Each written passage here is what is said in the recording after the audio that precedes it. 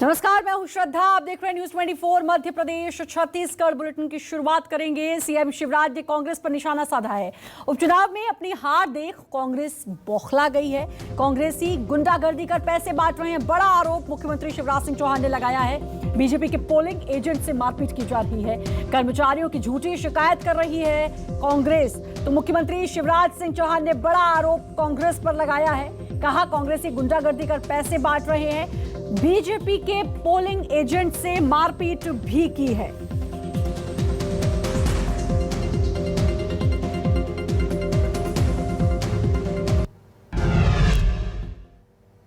कांग्रेस उपचुनाव में संभावित पराजय से बौखला गई है। चुनाव के पहले भी उनने अनैतिक साधनों का इस्तेमाल किया, पैसे बांटे, गुंडागिरी और दादागिरी की, जनता को धमका रहे हैं। विशेषकर पृथ्वीपुर विधानसभा क्षेत्र में मारपीट की जा रही है। पृथ्वीपुर शहर में पोलिंग बूथ 94 सहित अनेकों पोलिंग्स पे 192, 111, 55, 56, 57, 58 इन सब पोलिंग बूथ पे जनता को धमकाया जा रहा है, डराया जा रहा है, भगाया जा रहा है। यहां तक कि polling agent Bharatiya Janata party के उनको डराने, धमकाने और पीटने का काम हो रहा है। और वहीं बीजेपी के आरोपों पर कांग्रेस ने क्या कुछ कहा, वो भी सुनिए। भारतीय जनता पार्टी के द्वारा जिस तरह का माहौल बनाने का प्रयास किया गया है, प्रशासन की सपोर्ट से कांग्रेस के कार्यकर्ताओं को प्रताड़ित करने का कार्य किया जा रहा है। अवांछित लोग जो उत्तर प्रदेश से आए हुए हैं, खासकर पृथ्वीपुर में, वो घूम रहे हैं। राकेश गिरी जैसे विधायक घूम रहे हैं। सारी चीजों के बावजूद हमने चुनाव आयोग को कम से कम 15 से 20 शिकायतें की हैं, जिसमें जोबट भी शामिल है, पृथ्वी भी शामिल है। और भारतीय जनता पार्टी सिर्फ सत्ता का दुरुपयोग कर रही है, मशीनरी का दुरुपयोग कर रही है।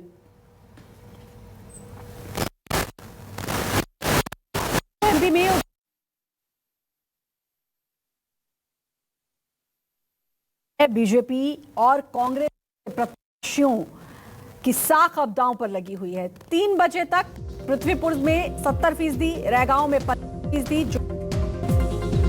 तो एमपी में उपचुनाव के लिए 1 लोकसभा और 3 विधानसभा सीट के लिए वोटिंग जारी है। पृथ्वीपुर की बात कर लें तो 3 बजे तक का जो हम आपको परसेंटेज बता रहे हैं, पृथ्वीपुर में 70%, रैगांव में 55%, जोबट में 42% और खंडवा में 51%। खंडवा 1 लोकसभा सीट जिसमें 51% मतदान अब तक हुआ है। सबसे ज्यादा पृथ्वीपुर में 70%।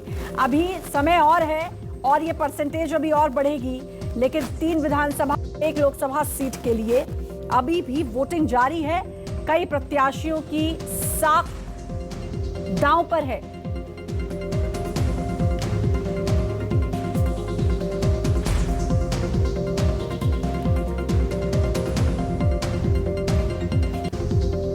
तो एमपी में उपचुनाव के लिए लोकसभा और 3 विधानसभा सीट के लिए लगातार वोटिंग जारी।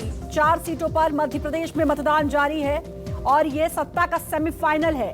ये मतदान इसलिए इतना जरूरी और इसलिए साख का सवाल बना है दोनों ही दलों के लिए, खासतौर पर बीजेपी और कांग्रेस की बात करें, इन दोनों ही दलों के लिए, क्योंकि ये तय करेगा आने वाले फाइनल को।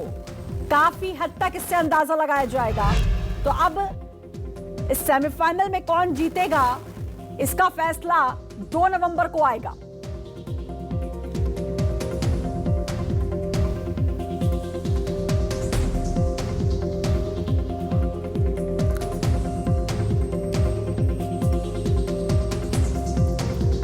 तो एमपी में अभी लगातार वोटिंग हो रही है। पृथ्वीपुर में सबसे ज्यादा, यानी कि लोगों की जागरूकता है और लोग चाहते हैं कि वो अपने मत का इस्तेमाल करें, 70%। रैगांव की बात करें तो 55, जोबट में अभी तक सबसे कम वोटिंग हुई है 42%। ये 3 बजे तक के आंकड़े आपको हम बता रहे हैं। और खंडवा 1 लोकसभा सीट काफी अहम, 51% अभी तक वहां पर वोटिंग हुई है। 3 बजे तक का आंकड़ा मैं आपको बता रही हूं और अभी ये आंकड़ा और बढ़ेगा, नए आंकड़े आएंगे, उससे पता चलेगा कि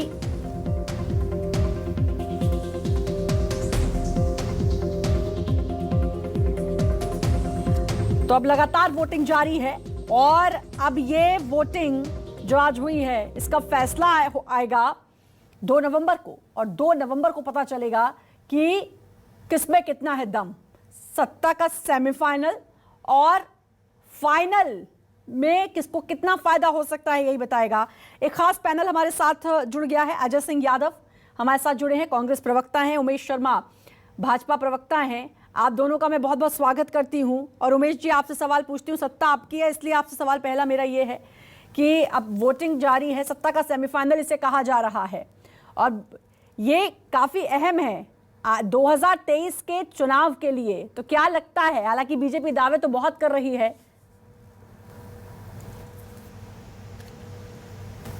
न केवल दावे कर रही है, हम लोग पूरी तरह से आश्वस्त है कि जनता का जो जनादेश है, जनता का जो आशीर्वाद है, वो हम मतादेश के माध्यम से हम सबको प्राप्त होगा।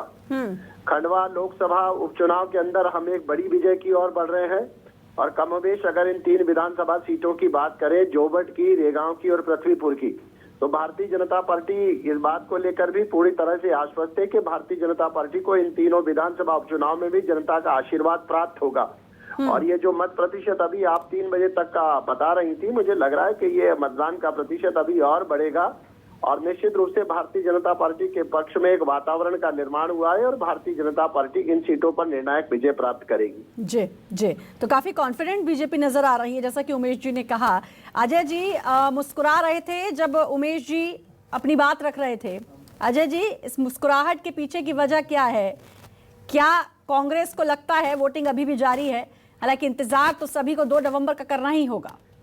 देखिए श्रद्धा जी, जिस तरह से भारी मतदान हो रहा है, पुराने आंकड़े उठा के देखिए, व्यवस्था के जाता है और मध्य प्रदेश में जो हालात हैं उन हालातों को देखिए। पेट्रोल डीजल के दाम 120 रुपए, रसोई गैस 1000 रुपए, खाद के लिए डंडे पड़ रहे हैं किसानों को और महंगाई देखिए, आम आदमी की थाली का बजट बिगड़ गया। भाव सब्जी सब 3 गुने हो गए हैं, तेलों के दाम 3 गुने बढ़ गए हैं। तो ऐसी स्थिति में अगर भारतीय जनता पार्टी को मतदान देना मतलब उत्पीड़न और अत्याचार पे मोहर लगाने के समान है। जनता के बीच में हमारे मुद्दे पहुंच गए हैं, जनता भारतीय जनता पार्टी को सबक सिखाना चाहती है और साथ ही इस चुनाव में एक चीज और देखी गई, एक तरफ भाजपा का विश्वसनीयता का दिवालियापन, शिवराज जी 20-20, 30-30 रैलियां एक क्षेत्र में कर रहे हैं, वहीं कमलनाथ जी विश्वसनीयता का नाम बनकर आए। आपकी 22,000 पुरानी घोषणाएं उपचुनाव में कह दिया कि सिंगरौली को सिंगापुर बना देंगे, मैयर को स्मार्ट सिटी। जी मेरे सवाल रहेंगे, चर्चा जारी रहेगी। बड़ी खबर पहले आपको बता देते हैं, टीकमगढ़ से इस वक्त की बड़ी खबर है। पृथ्वीपुर की बात करूं, 5 बजे तक का वोटिंग परसेंट आ गया है, 76% मतदान। इससे पहले ये 70 था 3 बजे तक का, अभी 76 हो चुका है और लोगों में जबरदस्त उत्साह देखने को मिला है क्योंकि सबसे ज्यादा वोटिंग परसेंटेज जो है वो अभी तक पृथ्वीपुर में दिखा है। 5 बजे तक का है 76% वोटिंग परसेंट पृथ्वीपुर का, 3 बजे तक ये 70% था और अब ये 76% हो गया है। यानी कि पृथ्वीपुर विधानसभा के जो लोग हैं वो बढ़ चढ़कर इस पर्व में, ये जो पर्व है, चुनाव है, इसमें बढ़ चढ़कर लोकतंत्र के पर्व में हिस्सा ले रहे हैं। हमारे साथ दोनों गेस्ट भी जुड़े हुए हैं। उमेश जी, अजय जी अभी बात कर रहे थे महंगाई की और कांग्रेस ने इस मुद्दे को पकड़ लिया है और जकड़ कर पकड़ लिया है और कांग्रेस ने जाहिर है इस मुद्दे को चुनाव में भी भुनाया होगा। अजय जी ने कहा कि आम आदमी की जो थाली थी अब वो बहुत महंगी हो गई है, तो इसका असर क्या लगता है आपको? क्योंकि ये तो आपको मानना होगा कि लगातार महंगाई हो रही है, पेट्रोल डीजल के दाम 23 बार बढ़ चुके हैं अगर मैं गलत नहीं हूं, 35-35 पैसे करके। असर तो पड़ ही रहा है, लोगों की सैलरी नहीं बढ़ रही है लेकिन आने जाने का खर्चा, रसोई गैस के दाम ये लगातार बढ़ रहे हैं। नहीं, महंगाई बढ़ी है, इस बात से हम लोग असहमत नहीं है और पर महंगाई का में मूल्य वृद्धि पहली बार हुई है, इस बात से जरूर असहमत है।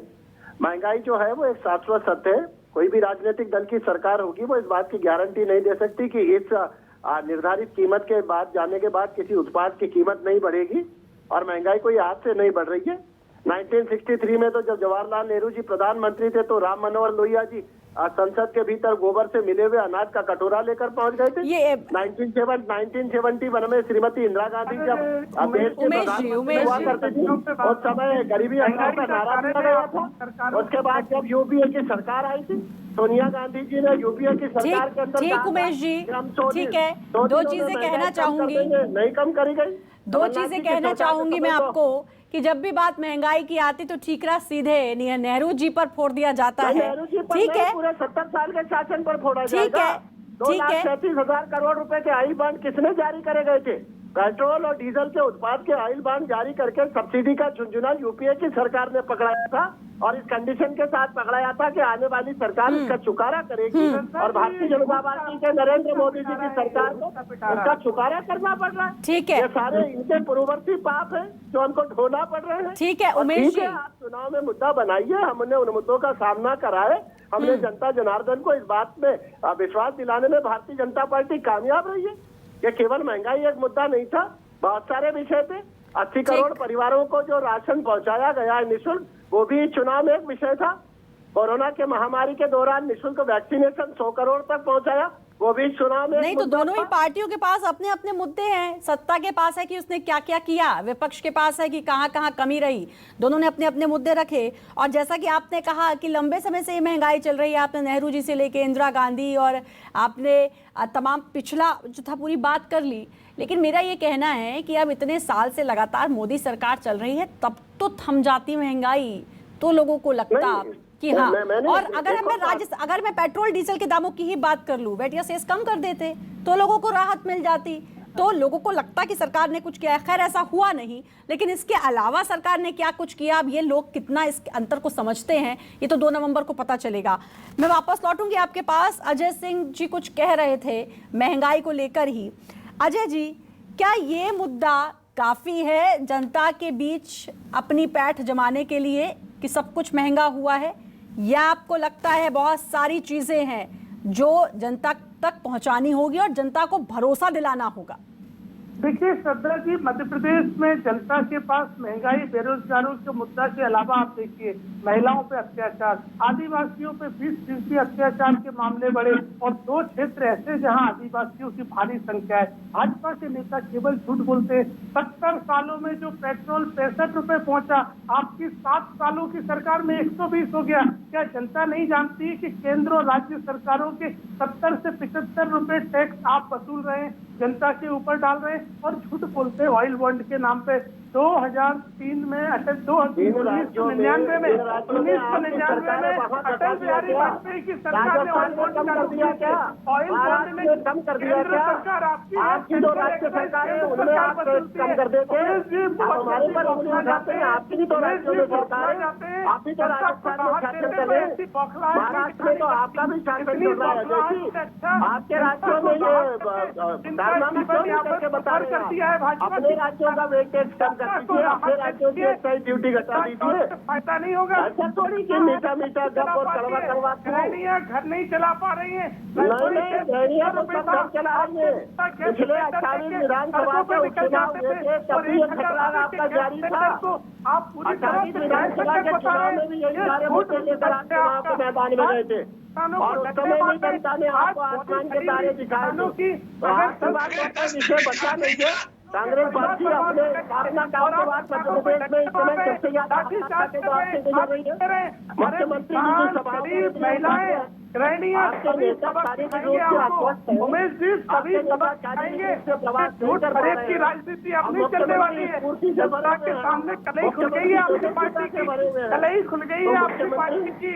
उमेश जी कलई खुल गई है, झूठ की राजनीति अब नहीं चलने वाली है। शिवराज जी का झूठ फरेब अब जनता पहचान गई है। झूठ हुई पार्टी है यार, अजय पार्टी। उमेश जी पार्टी सवाल अब आपसे पलायन कर रही है। एक ऐसी पार्टी के अंदर आप सब लोग जी रहे हैं और काम कर रहे हैं कि जो पार्टी अपना और जनाधार खो चुकी है। उमेश जी जनता से आपके साथ समाप्त हो रही है, इसलिए बौखलाहट है। आप जनता में आपकी विश्वसनीयता समाप्त हो गई है। अजय जी मुझे बताइए क्या जनता में विश्वसनीयता खो चुके हो आप लोग? नहीं लग रहे हैं, अकेला पूरा नेता किला लगाता ऑयल बॉन्ड अटल बिहारी वाजपेयी ने चालू किए थे और आपकी सरकार ने 20 लाख करोड़ का टैक्स वसूला ऑयल बॉन्ड के नाम पर। 10,000 करोड़ का कारण था कि धुन दबाकर भागते रहे, केवल झूठ बोलते हैं। ऐसा क्या कारण रहा? पूरा कांग्रेस का कुनबा जो कमलनाथ जी के अकेले के भरोसे पड़ गया। अरे उमेश जी, 74 साल के बूढ़े नेता के कंधे पर आपने पूरी कांग्रेस उमेश जी, अब जरा बात भी कर लेते हैं। अब बात ये है कि सत्ता का सेमीफाइनल इसे कहा जा रहा है, चारों ही सीटें बहुत ज़रूरी हैं। मैं खास तौर पर एक लोकसभा सीट की बात करूं, वो इसलिए दोनों के लिए ज़रूरी, कांग्रेस के लिए इसलिए ज़रूरी कि भाई अब तक एक ही सीट है लोकसभा की बात करें तो, और बीजेपी के लिए इसलिए ज़रूरी कि बीजेपी नहीं चाहेगी कि एक जो सीट बनी बनाई उसके पास थी वो वापस ना चले जाए, वो कांग्रेस के खाते में ना चले जाए। तो ये अहम सीट मानी जा रही है। इसके अलावा ये सत्ता का सेमीफाइनल है जो कि 2023 और 2024 में आने वाले विधानसभा और लोकसभा चुनाव में क्या कुछ होने वाला है उसके बारे में भनक जो पड़ती है या अंदेशा जो लगाया जा सकता है वो इसके जरिए लगाया जाएगा। कितना ज़रूरी है दोनों ही दलों के लिए इस सेमीफाइनल को अपने कब्जे में करना। उमेश जी, सवाल पहले आपसे। उपचुनाव का प्रश्न करा है। लोकसभा का चुनाव हमारे लिए लोकसभा की केवल एक नंबर मात्र नहीं है, ये हमारे लिए केवल एक सीट नहीं है, ये हमारे लिए एक भावनात्मक मुद्दा है। हमारे भारतीय जनता पार्टी के प्रदेश अध्यक्ष रहे, मध्य प्रदेश के इतने बड़े कद्दावर नेता रहे जो 11वीं, 12वीं, 13वीं, 14वीं और 16वीं लोकसभा में क्षेत्र का प्रतिनिधित्व करते रहे। तो नंद कुमार सिंह जी चौहान की इस लोक संपदा को, इस लोक विरासत को हम संभाल कर और सहेज के रखना चाहते हैं। और आप देखिएगा कि मुझे लग रहा है कि मध्य प्रदेश में लोकसभा के सीटों का जो परिणाम पिछले चुनाव में रहा था, इस लोकसभा सीट का परिणाम जो है वो ऐतिहासिक होगा और मुझे लग रहा है कि रिकॉर्ड कायम करेगा। हम बहुत बड़ी विजय खंडवा लोकसभा चुनाव में दर्ज कराने जा रहे हैं और उसके 2-3 कारण हैं। पहला कारण तो यह है कि प्रधानमंत्री नरेंद्र मोदी जी के नेतृत्व के प्रति जनता की जो उम्मीदें हैं वो आज भी उतनी ही है और उससे अधिक बढ़ गई हैं। और दूसरा, नंद कुमार सिंह चौहान के प्रति इस लोकसभा क्षेत्र के लोगों का जो अनुराग था, जो विश्वास उनके प्रति था, तो नंद कुमार सिंह चौहान जी के जुड़ाव के चलते जनता ने यहाँ पर बहुत बड़ी संख्या में भारतीय जनता पार्टी के साथ जुड़कर मतदान करा है। तो मुझे लग रहा है कि खंडवा लोकसभा का जो उपचुनाव है यह हमारे लिए एक बड़ी विजय की ओर भारतीय जनता पार्टी बढ़ रही है। अब अजय जी, चुनाव से पहले ही कांग्रेस ने कई आशंकाएं जताई। खैर, ईवीएम का मुद्दा या फिर चुनाव में हेरफेर का मुद्दा, आचार संहिता का उल्लंघन, ये तमाम मुद्दे आते हैं और इससे पहले कांग्रेस ने कई बार निर्वाचन आयोग से शिकायत की। आज खुद मुख्यमंत्री शिवराज सिंह चौहान ने बड़ा आरोप लगाया कि गुंडागर्दी की जा रही है, बीजेपी की जो पोलिंग एजेंट हैं उनके साथ गुंडागर्दी की गई, पैसे बांटे जा रहे हैं और किसी भी तरह अब कांग्रेस जीतना चाहती है क्योंकि कांग्रेस बौखला गई है। कांग्रेस जानती है कि वो जीतने वाली नहीं। देखिए श्रद्धा जी, मध्य प्रदेश के चारों उपचुनाव लोकतांत्रिक मूल्यों के हनन और लोकतंत्र की हत्या भारतीय जनता पार्टी ने जो की है उसके लिए भी याद किए जाएंगे। मैं आपको प्रमाणों के साथ बताता हूँ।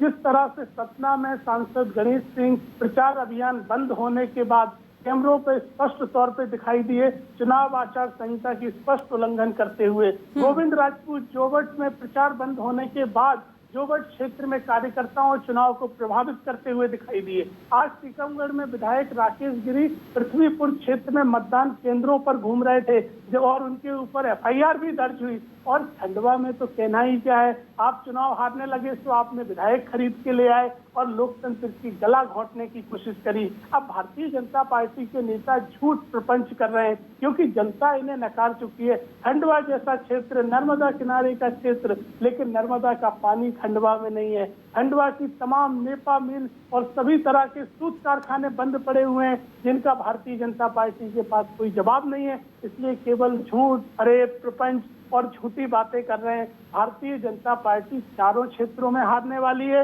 ये झूठ की आयु ज्यादा नहीं होती है। भारतीय जनता पार्टी के झूठ फरेब का घड़ा भर चुका है। जनता इन्हें पहचान चुकी है। एक तरफ कमलनाथ जी हैं, विश्वसनीयता का नाम, 15 महीने का कार्यकाल, सारी अपनी योजनाएं सामने रख देते हैं। 27 लाख किसानों का कर्जा माफ, 100 रुपए में 100 यूनिट बिजली, चाहे गौशाला की योजना हो, निराश्रित पेंशन हो, कन्याओं के लिए धनराशि देना हो। हम तो कहते हैं शिवराज जी से आ जाएं किसी दिन, कमलनाथ जी कहते हैं सामने खड़े हो जाइए। और दूसरी तरफ शिवराज जी की झूठी बातें, मुड़के नहीं देखते। दमोह में मेडिकल कॉलेज बनाएंगे, एक ईंट नहीं लगाई, अभी 6 महीने पहले घोषणा की थी। उमेश जी बताइए, क्या झूठ बोलने के लिए चुनाव के समय घोषणाएं कर देते हैं आप लोग और अभी उपचुनाव में कह रहे हैं बताइए क्या दे दूं, क्या दे दूं, खजाने की कमी मत रखिए। तो जनता समझ गई है कुछ नहीं बचा है, केवल झूठ भरे प्रपंच है, इसलिए इनका घड़ा भर गया है। भारतीय जनता पार्टी को जनता ने नकार दिया है। अरे ज्योतिरादित्य सिंधिया कर्जा माफी के प्रमाण पत्र बांटते थे उमेश जी आपके नेता भाई साहब ज्योतिरादित्य सिंधिया बांटते थे कर्जा माफी के प्रमाण पत्र, और आपकी सरकार में तो किसानों को खाद नहीं मिल रहा है। अरे बौखलाहट है उमेश जी कितना बौख जाएंगे उमेश जी बौखलाइए मत। काम किया होता तो जनता के सामने काम बताते, अब काम तो किया नहीं है, इसलिए बौखलाहट है, इसलिए बौखला रहे। उमेश जी जनता भारतीय जनता पार्टी सरकार को कोई योजना बंद नहीं करी, कोई योजना थी ही नहीं, केवल झूठ 22,000 झूठी घोषणाएं, 28 उपचुनाव झूठे वादे करके जीती है, 28 क्षेत्रों में पलट के नहीं देखा। मैंने तो आपको कोट किया उमेश जी, का मेडिकल कॉलेज अभी आखिरी में आपने शुभारंभ किया था, उमेश जी काम चालू हो गया था वो का। खैर ज्योतिरादित्य सिंधिया अरे बताइए ना, जब कांग्रेस में थे तो कांग्रेस के बड़े प्रिय थे, बीजेपी में आ गए तो बीजेपी के सबसे चहेते बन गए हैं, इसलिए यानी कि जो पार्टी उसके चहेते। मेरा सवाल उमेश जी से है। उमेश जी मेरा सवाल आपसे है। कोरोना की दूसरी लहर आई और सिर्फ मध्य प्रदेश में ही नहीं, छत्तीसगढ़ की बात करूं या पूरे देश की बात करूं, कितनी बड़ी महामारी थी।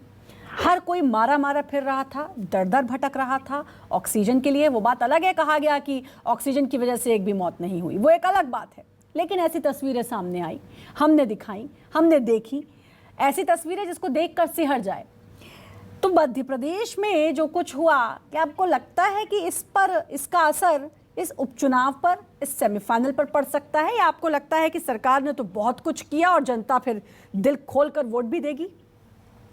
देखिए, इस तरह की जो त्रासदियां होती हैं, इनको संभवतः महामारी इसीलिए कहा जाता है कि जब मानव संसाधन और मानव के प्रयत्न थक जाते हैं, शिथिल हो जाते हैं। ये जो विपदा थी, ये बहुत बड़ी विपदा थी। सरकार ने अपने स्तर पर जितने प्रयास करने थे, सरकार ने ईमानदारी के साथ उन प्रयासों को करा। मैं एक बात कहना चाहूंगी, स्थिति अनियंत्रित हुई थी। ठीक है, मैं आपकी बात से सहमत हूं। मैं सहमत हूँ, महामारी थी, लेकिन मैं इससे सहमत नहीं हूँ क्योंकि दूसरी लहर की आशंका थी। मैं आपसे सहमत हूँ कि कमियां थी, इस बात को हम सत्यतापूर्वक स्वीकार करते हैं और इस बात को अस्वीकार करने का कोई कारण भी नहीं है। मैं आपसे 100% सहमत हूँ कि उस दौर में ऑक्सीजन की भी कमी आई थी। मैं आपसे सहमत हूँ कि रेमडेसिविर की भी कमी आई थी, पर एकदम से चूंकि ये महामारी आई थी और हमारी जितने आकलन थे, उस आकलन से बढ़कर ये त्रासदायक महामारी आई थी, उसके बावजूद सरकार विचलित नहीं हुई। हमने अपने सारे प्रयत्नों को करा और आज आप देखेंगे कि मध्य प्रदेश में कोरोना का जो प्रतिशत है वो 0 पर आ गया है। हमारा वैक्सीनेशन बढ़ा है, हमने उस दौर में भी वैक्सीनेशन के काम में शिथिलता नहीं आने दी। तो सर, मैं मानता हूँ कि कमियां थी, मैं मानता हूँ कि ऑक्सीजन की कमी आई, मैं मानता हूँ कि रेमडेसिविर की कमी आई, मैं स्वीकार करता हूँ ईमानदारी पूर्वक कि अस्पतालों में कई बार तो बेड भी उपलब्ध नहीं हो पाए थे। चलिए ये एक बहुत अच्छा जेस्चर कि आप मान रहे हैं। अजय जी खैर विपक्ष है, विपक्ष ये बात जरूर कहेगा कि उस दौरान बहुत कमियां थी। अब मैं थोड़ा सा हटकर सवाल ये पूछना चाहूंगी, पिछले कुछ दिन में तस्वीरें देखी, हालांकि मैं अगर मुख्यमंत्री शिवराज सिंह चौहान की बात करूं तो एक अलग अंदाज तो उनका देखने को मिलता है।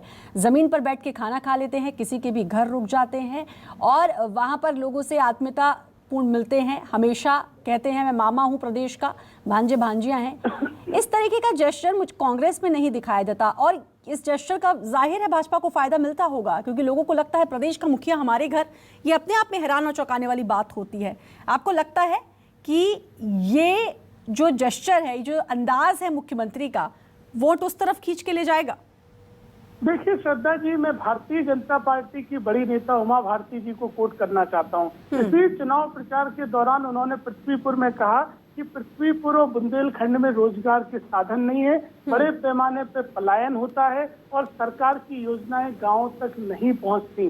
और उसी बुंदेलखंड के इलाके में शिवराज जी जो 17 साल से मुख्यमंत्री बने हुए हैं, ग्रामीणों के घर पे भोजन जा करने की और कहीं बर्तन बनाने की नाटक नौटंकी करते हैं, क्योंकि जनता नहीं समझती है कि हमारी दुर्दशा के जिम्मेदार आप हैं। आपकी वजह से हमें रोजगार नहीं मिल रहे हैं, आपकी वजह से हमें सरकार की योजनाओं का लाभ नहीं मिल रहा है, आपकी वजह से भोजन पानी के लिए 500 हजार किलोमीटर ठीक, आपकी बात से सहमत। लेकिन जब 15 महीने की कांग्रेस की सरकार आई तो कितने रोजगार मिले और कितने लोगों का जीवन संवर गया कि आज वो कमलनाथ सरकार को बारंबार धन्यवाद देते हैं कि चलो 15 महीने की ही सही, लेकिन हमारा जीवन तो बदला। बिल्कुल सही बात है। कमलनाथ सरकार ने 15 महीने में वो काम किए जो भाजपा 17 सालों में नहीं कर पाई। 27 लाख किसानों के कर्जा माफ हमने किए, सभी ग्रामीण इलाकों के किसान थे, हमने 1000 गौशालाएं बनाई। अरे कमल पटेल ने स्वीकार किया, आप कमल पटेल से पूछिए कि उन्होंने क्या स्वीकार किया था। अरे 27 लाख किसानों के किए, उमेश जी झूठ मत बोलिए।